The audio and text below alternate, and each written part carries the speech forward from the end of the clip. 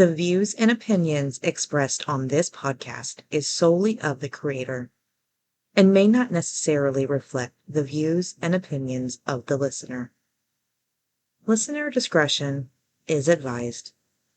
ChatGPT and AI technology were not used or harmed in the creation of this podcast.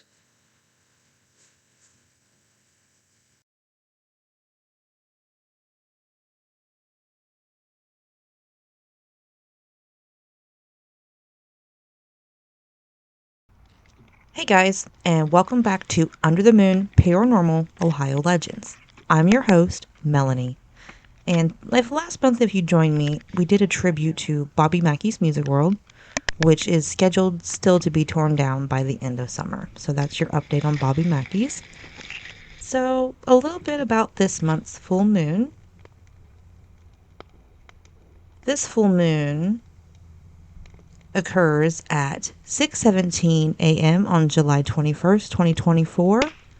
The full moon is a time of culmination and the promise of fulfillment, of which that was started in the new moon. It is an emotional time, a time of romance, fertilization, and relationships. To understand this full moon, we need to recognize that the Cancer-Capricorn polarity concerns the balance between the private life and the need for a home base versus the public life. Career, reputation, accountability, attachments, and love are ruled by Cancer, while achievements and rewards, punishments are ruled by Capricorn. So it's pretty much the same as last month's full moon, if you can recall. In some way, this polarity deals with the balance between unconditional love and conditional love. Yeah. Cancer encourages us to value our home base and our roots, while Capricorn persuades us to consider the sense of duty and responsibility along with public and professional lines.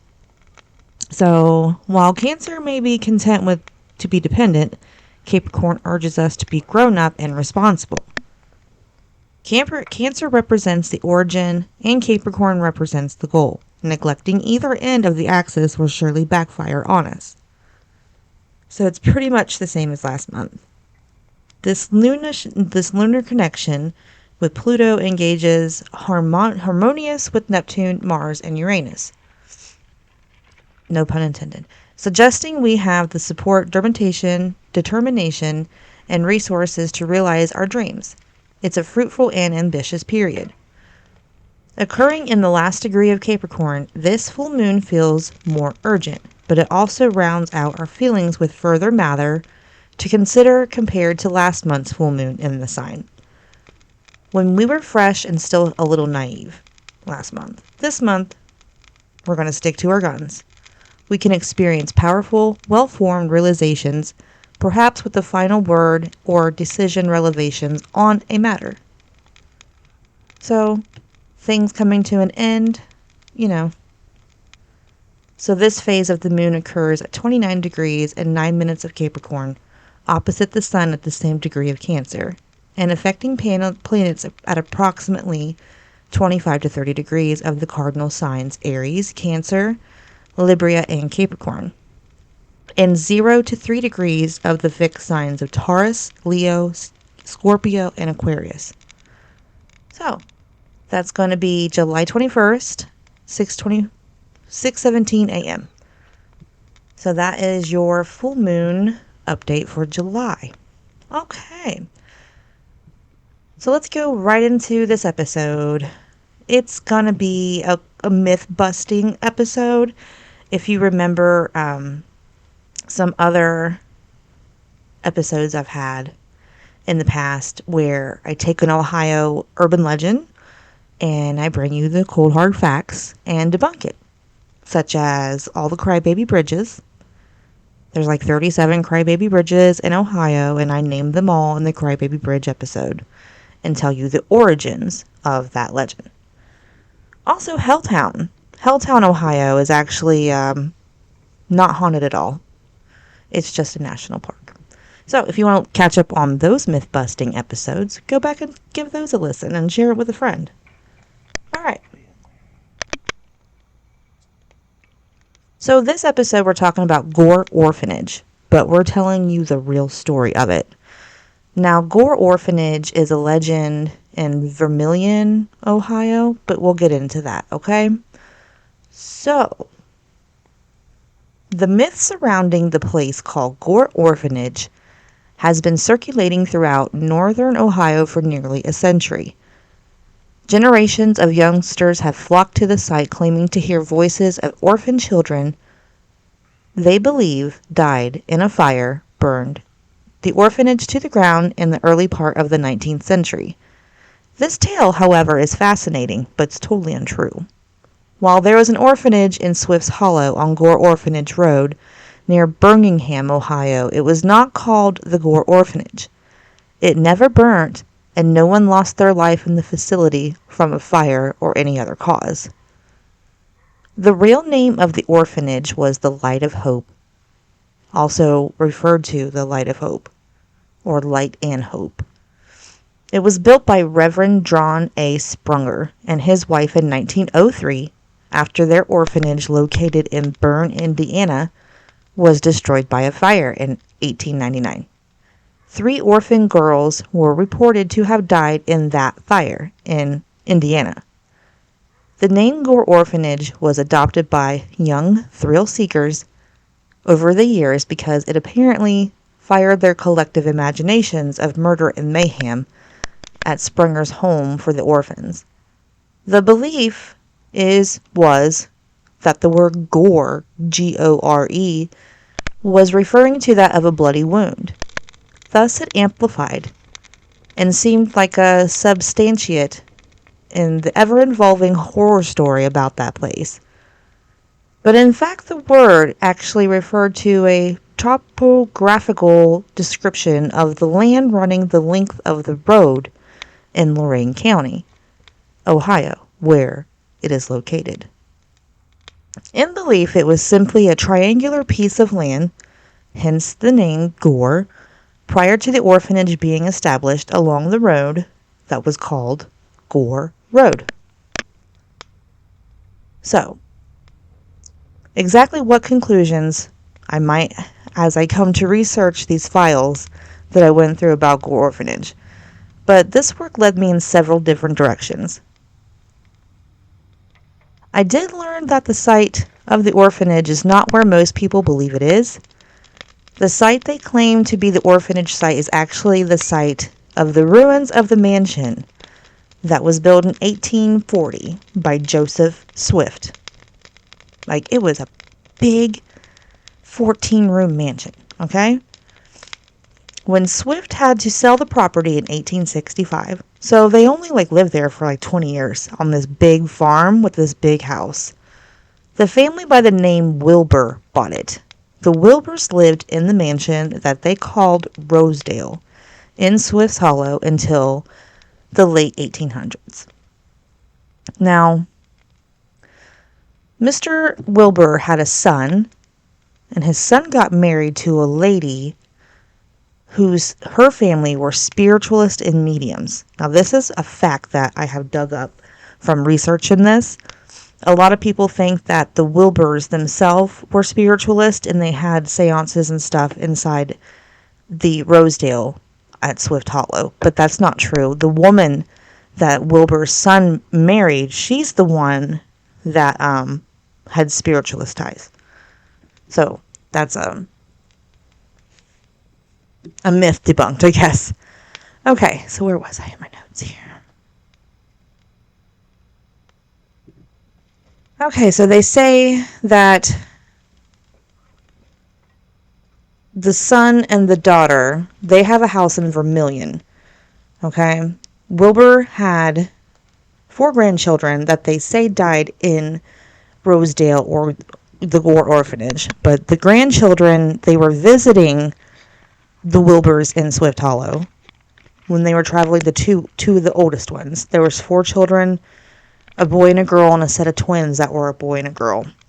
The 2 oldest ones were traveling back home to Vermilion, where they caught diphtheria.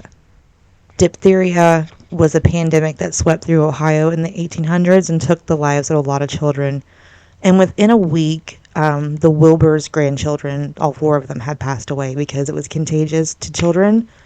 And they were living in Vermilion when they died.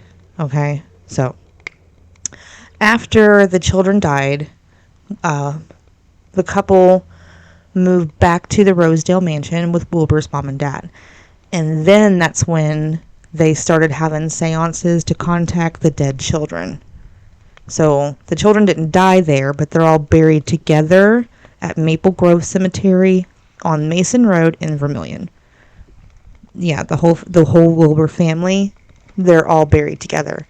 The 4 grandchildren, the son and the wife and his parents, the Willbur family, Maple Grove Cemetery. All right, so, but yeah. As I said, the mansion is not the site of the orphanage. The orphanage was located approximately 1/4 mile north of Rosedale, just across the small Vermilion River. Now, the Rosedale, the original Swift Hallow, that was a vast, big farm. It was like 85 acres or some sort. So, when the Willburs bought it, before they moved out, this orphanage came in and they split up the land or whatever. And the orphanage was put on Gore Orphanage Road, just past the spot where it and Sperry and Gore Orphanage Roads meets in the hollow, which is Swift's Hallow. The ruins of the orphanage cannot be seen from the road. The most visible remnants of the place about the Sperry Road Hill are quite substantial. To my knowledge, a few people have actually investigated the site, but it's actually hard to get to, and not a lot of people know exactly where it is.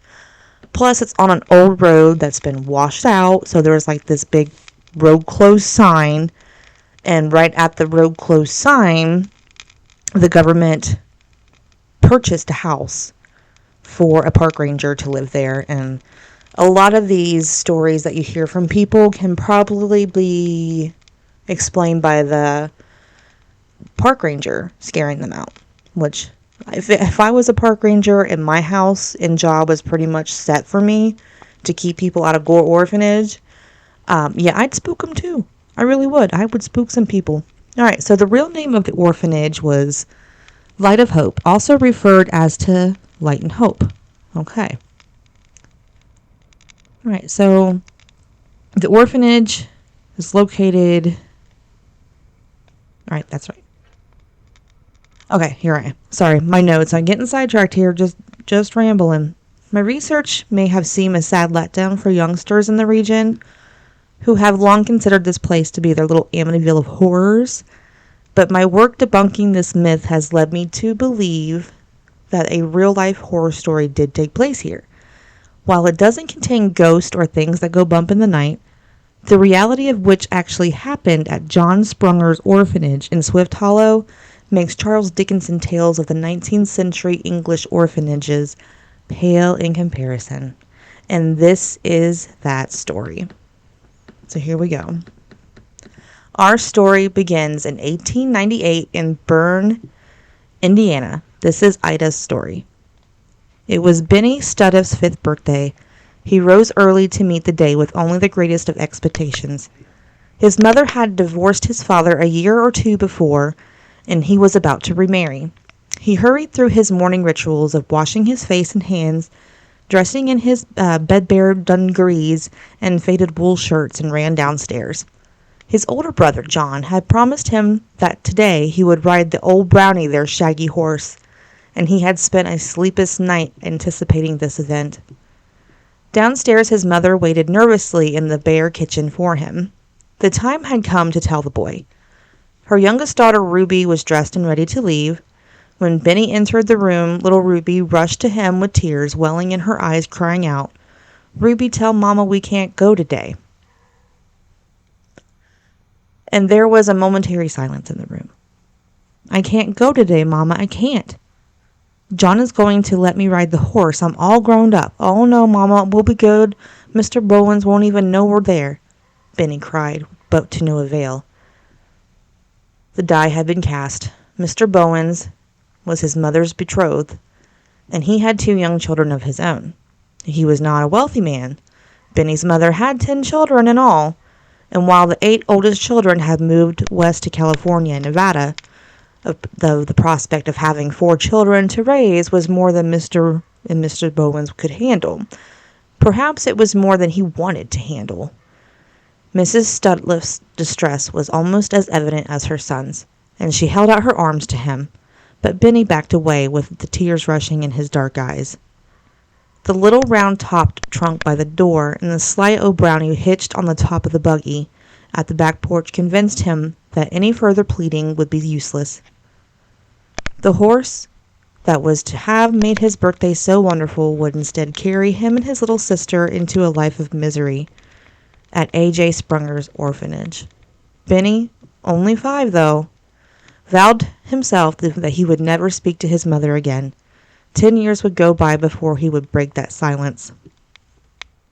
That was an original unpublished manuscript called An Unforgettable Birthday by Ida Strutliff in 1977. So she was apparently a child of A.J. Sprunger's. Now we're going to talk about John Sprunger a little bit. Born into poverty in Mintzburg, Switzerland on August 12, 1853, John A. Sprunger migrated to America with his father Abraham and his mother Elizabeth in 1855. After spending their first 3 months in Ohio, they moved to Adams County in Berne, Indiana. While his formal education was rather limited, he was an industrious student and acquired very good working knowledge for both English and German languages. A young man of great ambition, Sprunger concentrated his efforts on affairs of business and economy at an early age. At age 20, he bought for his time of his father for $100, and then bought a threshing machine on time. Working diligently, he paid for the machine within 3 years, which allowed by dealing in hardware machinery at Berne. So he was like a hardware guy. With an eye for greater things, he started a lumber and warehouse business in the mid-1870s. Soon he added grain business to his other business pursuits. And in 1879, he started a general store in Berne known as Sprunger and Leakham Company. So this dude was busy. On February 17th, 1880, he married a girl named Katie, the oldest daughter of one Christian P. Sprunger of Washab Township. No explanation was given about Katie's surname being the same name as her husband. However, the Sprunger name was a common name about Berne, Indiana, and it may have been common in their homeland like Smith, Jones, in our nation. They had 2 children, Hilgunda and Edmonia, who died soon after birth. In 1881, he constructed the first brick store in Berne. In 1833, the same year, he built a fine residence in the city of North Jefferson Street at a cost of $3,000. Can you imagine just buying land and building a house for $3,000? Man, that'd be amazing. As his businesses flourished and his associate Jeff Leakham constructed a second flooring mill in Berne, Indiana, adding a sawmill, planing mill, and harrow factory to his growing enterprise. He also erected 12 houses and built Champion Block where his firm conducted business. This was all in 1884 when he accomplished these things, and then disaster struck. On September 12th of 1888, the entire business went up in smoke, literally. The $25,000 loss by a fire was a very substantial amount of money. But with the help of his many friends, and the second sawmill was built on Water Street that same year. It was said that no business went forward in Berne without someone consulting Sprunger as to his feasibility. The year 1888 proved to be a very sad and pivotal year in Sprunger's life. Aside from the fire losses, he and his wife also lost their only living child, Hilgunda, and it was then that his resolve and efforts began to move in other directions. Leaving his business interest over the management of his close associates, he began to devote all his effort and time into religious pursuits. After devoting himself for a few home mission projects, he and Katie traveled to Switzerland where they did some evangelist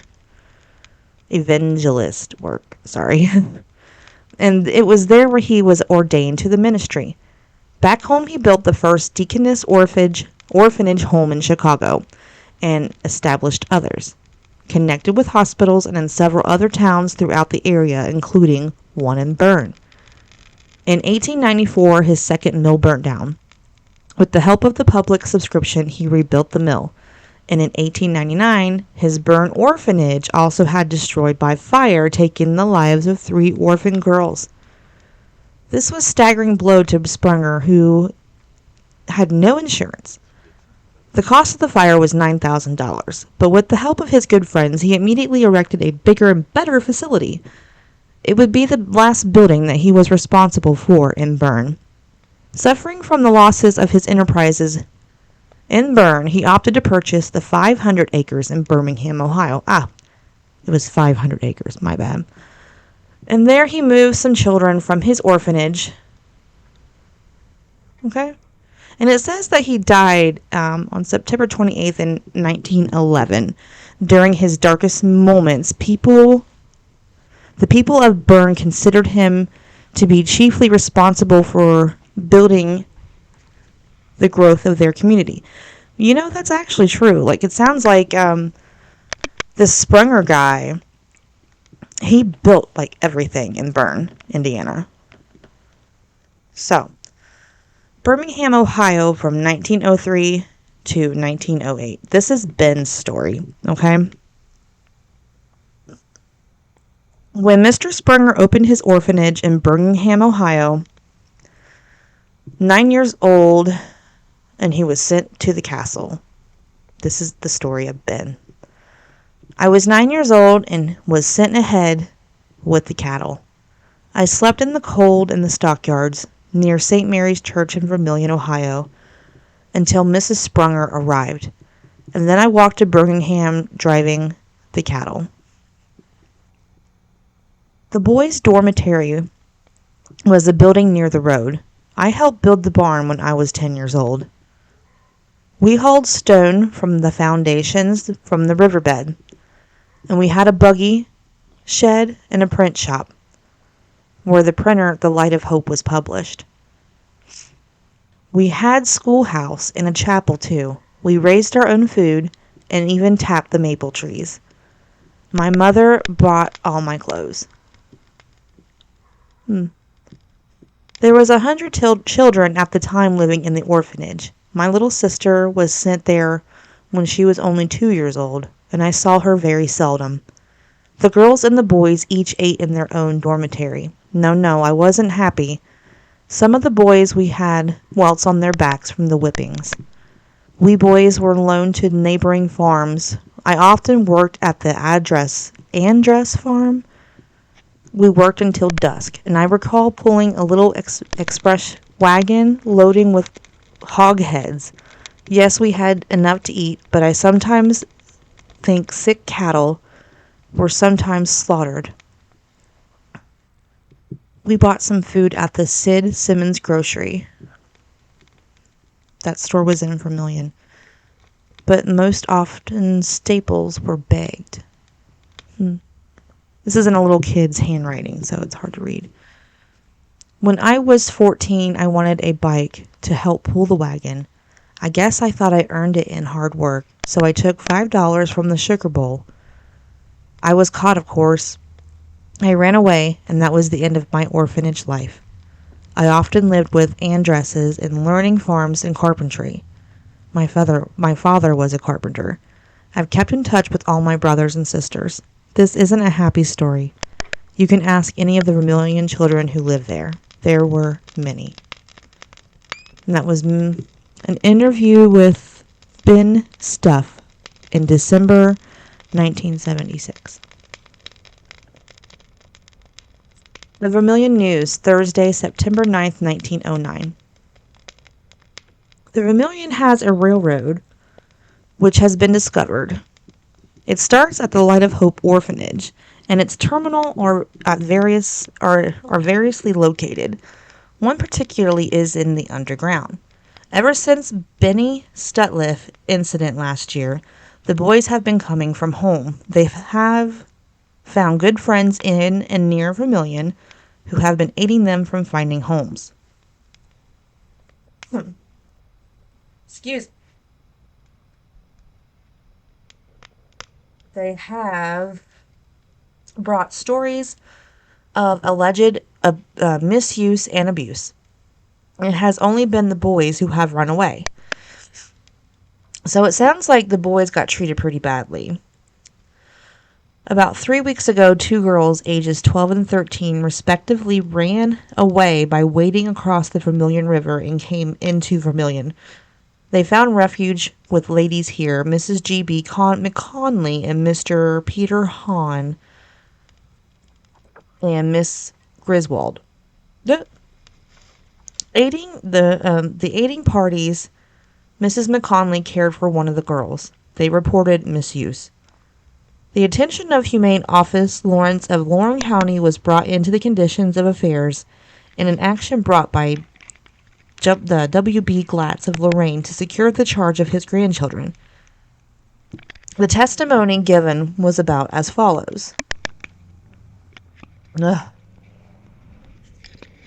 So, this is a testimony about W.B. Glatz, the afternoon session and hearing of W.B. Glatz charges against the Light of Hope Orphanage in Birmingham, closed at 4 o'clock Friday, both parties coming to an agreement that Mr. Glatz should be given charge of his grandchildren, Dora, Minnie, Augusta, and Augusta Bring, with the privilege of adopting them at any time he sees fit. Tom Baker, aged 16 years until recently an inmate of the home, was the first witness of importance to take the stand. He stated that he ran away from the institution on the account of harsh treatment and found the home with a farmer in Vermilion. When asked if it was true that the food furnished the children was poor. Food furnished the children was poor. That's what it says. Okay. He said that the boys had often brought back calves' lungs and heads to the farm, and that the stuff had been cooked and served on the table. He also said that there were a number of cows on the farm and children were given only butter once a week, and that on very few occasions they were furnished with pepper and or sugar. What the fuck? Oh, excuse me. Okay. As to the condition of the sleeping quarters, he stated that the bed clothing was insufficient in winter and the rooms were infested with rats and vermin. On occasions, he remembered that rats had crawled into the beds and bitten boys while they lay asleep. Wow. A story of the 15-year-old Benny Sutliff was very familiar to the other 2 boys. He perhaps was even more vehement of his denunciation of the treatment received by the orphans. They had big-ass words back then, did they not? Okay. John A. Mueller, who said he worked on the farm for the sake of the children, said nothing more could be asked for their comfort and maintenance. President J. A. Sprunger asked that the investigation started last Friday be continued again Wednesday in order for that one good name of the institution might be rescued from the besmirch put upon by former inmates of the place who claim where the conditions were rotten to the core.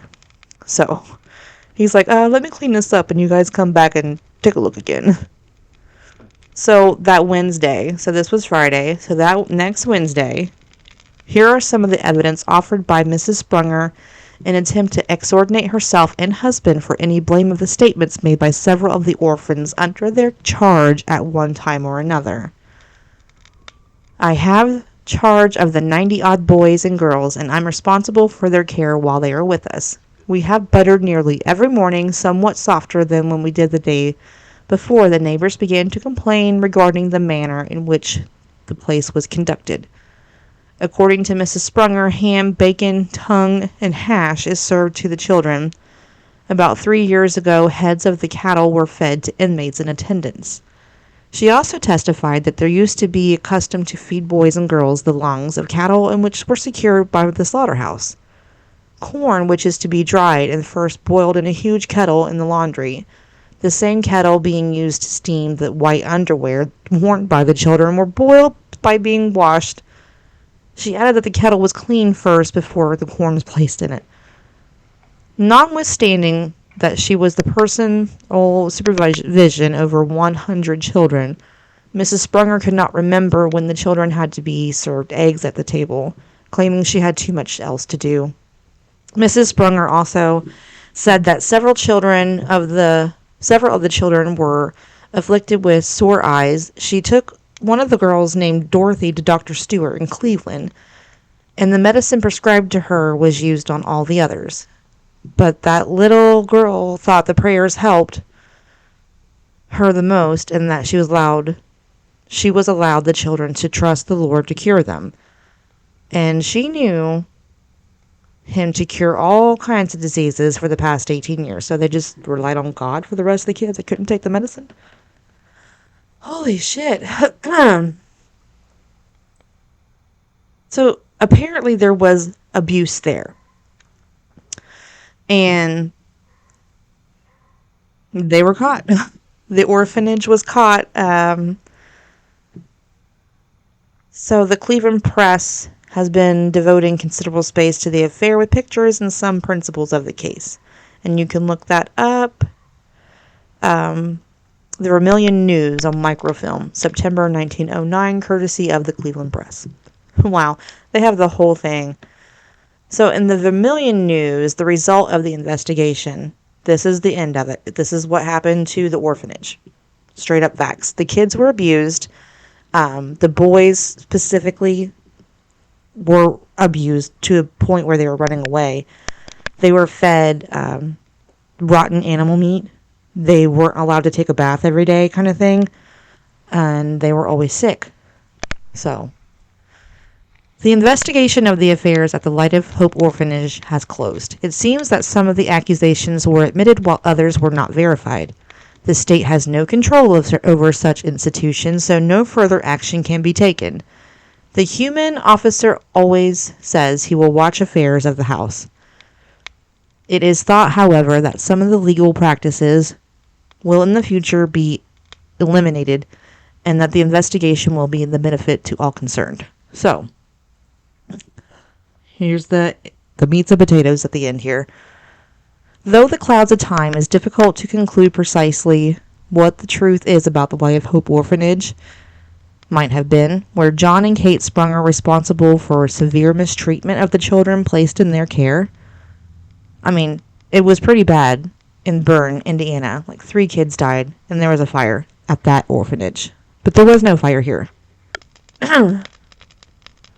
Or were they hapless victims of 100 unhappy orphans who held them in contempt for the situation in which they found themselves?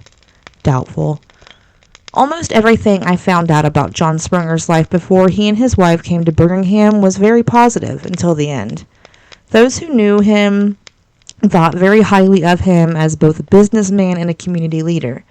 It is clear that the death of his daughter Hilgunda in 1888 had a profound effect upon him. Until that point in the Sprunger's religious beliefs, he didn't appear to play any crucial part of his life. But after he completed his abandoned and formal way of life, embracing Christianity, with that can only be seen as an unfeigned passion. In the 1976 interview with Ben Sutliff in The Story of an Unforgettable Birthday, written by Ida Sutliff, Ben's wife, did not appear to be fabrications of truth. Indeed, Ben's departure from the orphanage the years before the investigation by the Lorain County Humane Officer, Lawrence seems to have opened his floodgates for complaints against Mr. and Mrs. Sprunger. None of the testimony by the Sprungers themselves totally refutes the orphanage's claims. Perhaps more telling than any of the testimonies given by that of the Sprunger itself, who admits that she had too much else to do, Then remember when the children had to been served eggs at the table, and that she had known him, the Lord, to cure all kinds of diseases, and when questioning had turned to the health of the girls, for it was common to feed children eggs, it would not have been a matter of remembering anything. And had the health of the children had truly been a matter of her concern, prayer practice in concert with the physician's recommendations and medicines would have been more of the purpose. The diet of calves' lungs, hog heads, and sick cattle, corn boiled in the same pot, same as that soiled underwear boil, lack of regular schooling, beatings, infestations of lice, rats, bugs, and the practice of what amounts to be slave labor were accusations that could not have taken lightly. However, because of the state of Ohio had no laws or regulations pertaining to such institutions at that time, formally could not be done about the conditions of the orphanage. Laws and regulations or not, it seems that very clear of what happened at the Light of Hope Orphanage, was not common practice among similar institutions of those times. One sincerely has to wonder if the Sprungers' religion fever might have gotten the best of them. Did they somehow lose sight of the mission they took up nearly 2 decades prior to this investigation? And did they begin to look for financial gains for their troubles? They could have not. Seriously, that any good would come from their persecution of the children in their care. Whatever the case was, in the beginning and the end of the orphanage, Mr. Sprunger died 2 years after the investigation, and the doors of the place was closed in 1916. Ironically, it was exactly 13 years to the date after it opened. So, I know that was a lot. But Gore Orphanage never existed. It was the Light of Hope Orphanage, and those kids were abused. My cord keeps getting wrapped around this thing. Okay. Oh my. Sorry guys, this is going to be a loud episode. Alright. Okay, so the Collinwood School. Now, you know how Ohioans, the youths in Ohio, they're bored. They're fucking bored. Okay, so let's look up the Collinwood School. School fire. Okay.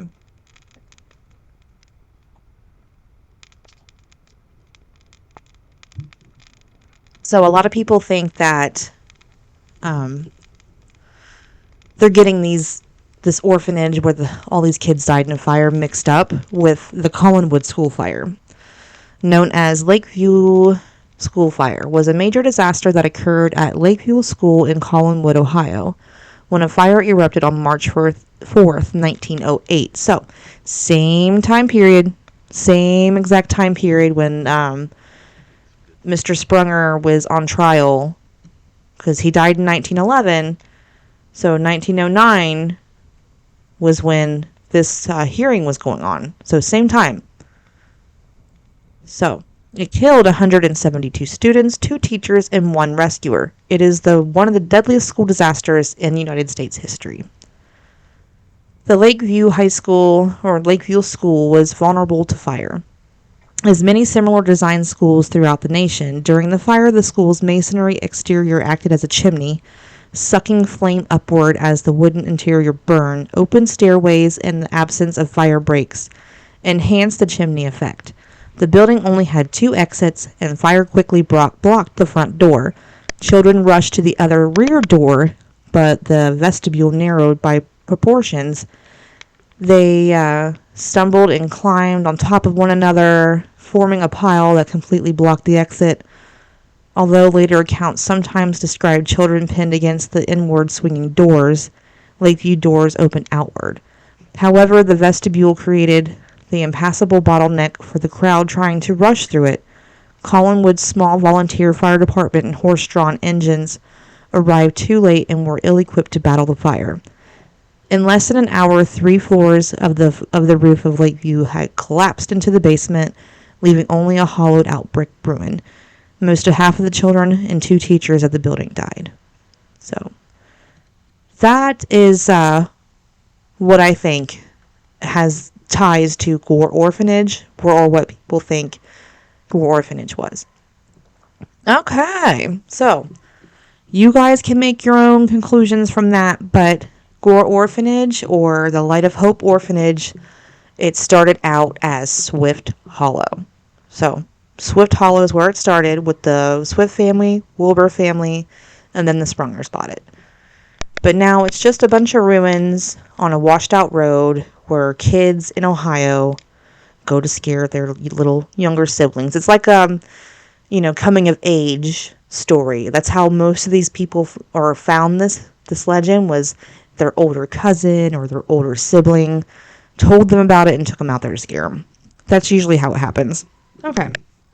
So this is our listener-submitted story for this month. And the category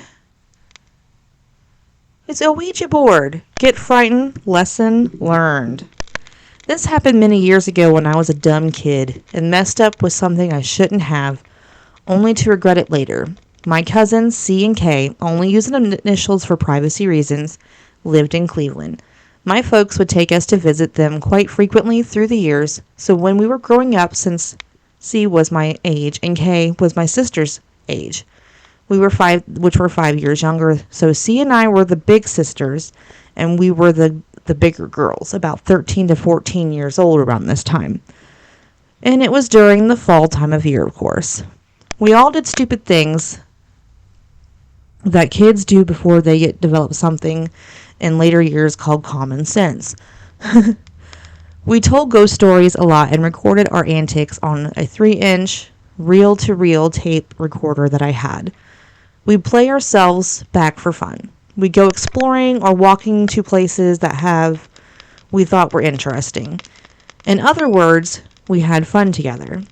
One time, whilst visiting the house in Cleveland, one of us, I don't remember who, had the idea to conduct a seance. Since I had some paranormal experiences when I was much younger, I was selected to conduct it. Lucky me. I didn't really give too much credits to what we were about to do at the time. I wish later that I would have. They live in a relatively smallish sized house, and there was a master bedroom downstairs, and my aunt and uncle slept in a spare room that they used kind of like a playroom.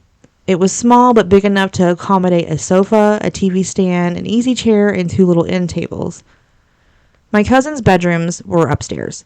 It was originally the attic when they bought the house, but my aunt and uncle labored to turn it into a lovely girl's bedroom of a very large size with a walk-in closet cubbyhole room on one side of the hallway. We had the seance in the spare back room. We closed the door and lit a small lamp to give off a soft light. Before starting, we had to decide who we wanted to contact. The vote was to contact this King Tut guy. I began it with a tongue-in-cheek attitude. Quite frankly, however, as it progressed, I began to take it seriously. We were all concentrating and calling on him while holding hands and staring at the lamplight. It wasn't but about 10 minutes into the session when we started to observe something forming in the corner behind the easy chair that sat next to the window. It was rather short of stature, standing at the rather off-center and vaporous gas fire blue color. It looked like a short person, bright blue glowing. We sat speechless and transfixed staring at it. We were squeezing each other's hands so hard I'm surprised that we didn't break each other's fingers. That's how stunned we were. Suddenly the spell was broken when I had what felt like 2 fingers forced rammed into my ribcage, causing me to jump and scream at that point. We all unclasped hands and watched as a form evaporated from the corner of the room.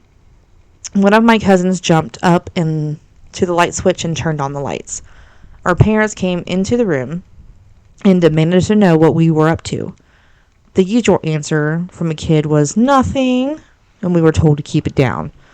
We didn't dare to not tell our parents what we were doing. Our parents were religious, and what we were doing was a major big no-no. We were all just sitting there just looking at each other and glancing around the room trying to evaluate what just really happened to us. And I was sitting on the far end of the sofa that had a stuffed toy kitty sitting on the armrest. So who poked me so hard that it hurt? No one was even near me. I know what I felt. It actually hurt. Matter of fact, I had a little bruise between my ribs to prove it. I decided then and there, no more conducting seances. It was far too scary for my taste. However, that was not the end of it. Months later, in the good old summertime, our cousins came to visit us. We went upstairs to my sister's bedroom. C and K wanted to have another seance, but I protested, and they talked me into it. Our bedroom was once an attic also, but our parents worked hard to turn it into a beautiful bedroom for us. We sat on the floor, lit a candle, and there was no discussing we were discussing who we wanted to contact. Not a monster like that. We decided on Abraham Lincoln. He was always my favorite president next to JFK, so we held our hands once again and concentrated. This time I asked for an audible sign like 2 knocks. Inside of a couple of minutes, we heard 2 loud knocks resounding from our cubby hole space, the storage that we used, and we all heard it. I had lost my nerve at that point, and I told it to go away, and I broke the circle. I told my cousins what we were doing was not a good idea, that we shouldn't be messing with stuff like this. My cousins were intrigued, but my little sister, Jay, listened to me, and unusual for a little sister to listen to the big sister, but Jay looked up to me and said, I said it's a bad idea, then I said it's a bad idea. That was not quite the end of it that night, though. Unbeknownst to me, the worst was yet to come. After they went home, we went to bed for the night. Nothing strange there. Jay and I had our twin beds, one on each side of the room across from each other. Next to our beds and built into the walls were shadow boxes that we kept our little knickknacks, ceramic animals, books, and we had like a little doll sitting in the cases.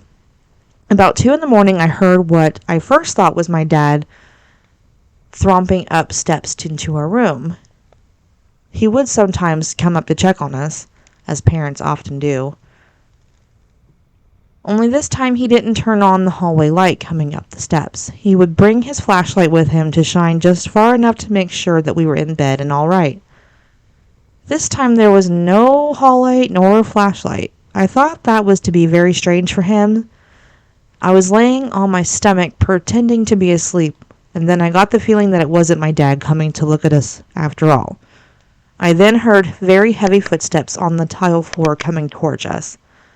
My dad was always barefooted, and he didn't when he did his checks. Whatever it was had very heavy soled shoes. I suddenly felt enveloped in an intense cold, to the point of shivering.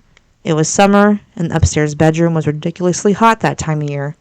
And in 1968, my dad couldn't afford AC at that time, so we just slept in the windows with the open air. I lay there motionless and barely breathing with my eyes closed tight, and I felt definite weight leaning over me and heard the items of my shadow box being moved around. After that, I heard it go over to my sister's bed and do the same thing. I was freaking out, man. And then I heard it turn, walk away, and back down the steps. I must have passed out after that. In the morning, my sister began accusing me of knocking off all her stuff in her shadow box. However, everything was knocked over in my box as well. I told her exactly what happened during the night. Her face went blank. We were very frightened. We vowed to never conduct a seance again. A couple of weeks later, I confessed to my mom what we had done. As expected, she read me the riot act. My mom is suddenly deeply religious and told me that God has the power to do those things. I felt quite upset and ashamed. I would never do something so disrespectful like that. And at the time in my life, I didn't even give a thought as to what we did. To us dumb kids, we thought it was cool, but cool soon turned on us and brought us to our senses in the hard way. I guess that some of the best lessons learned are those that we learn the hard way. I've since then had that time, have never again experimented with conducting or participating in seances. I realize that you cannot command the spirits to perform an act for our amusement. If anything, if you respect them, they respect you. I've had visitations from my late husband, but I've never tried to contact him.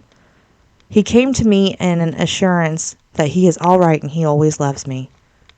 As he visits me in special circumstances when I was extremely stressed, to give me comfort.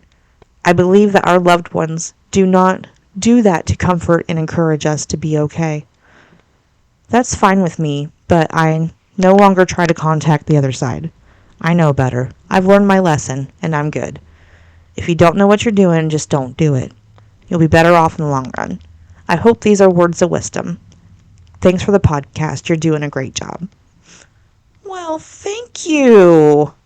Oh. Girl, this was like a long email, and I didn't really know what I was getting into. But that was by Linjaha. Linjaha. Linjaha. Wow. Thank you for your submission. Cool. All right, so if you have a spooky story of your own that you want me to read on the podcast, or if you have a topic that you want me to cover on the podcast, please email me, Melanie, at underthemoonparapod@gmail.com. That's underthemoonparapod@gmail.com. And I will read your story on the show. Now, you guys can make your own assumptions about Gore Orphanage and what you think happened, but I think it's just an urban legend that stemmed from the Collinwood, Ohio disaster where that fire killed 172 kids, and from Spranger's bad reputation from Burn, Indiana, when he burnt down his orphanage and killed 3 girls. Gore Orphanage never existed, but the Swift family did in Swift Hallow. And to all those kids that were abused in the Light of Hope Orphanage, I hope they had better lives after they left. This has been another Under the Moon Paranormal Ohio legend. Come meet me under the next full moon for the next episode. And always remember to stay spooky.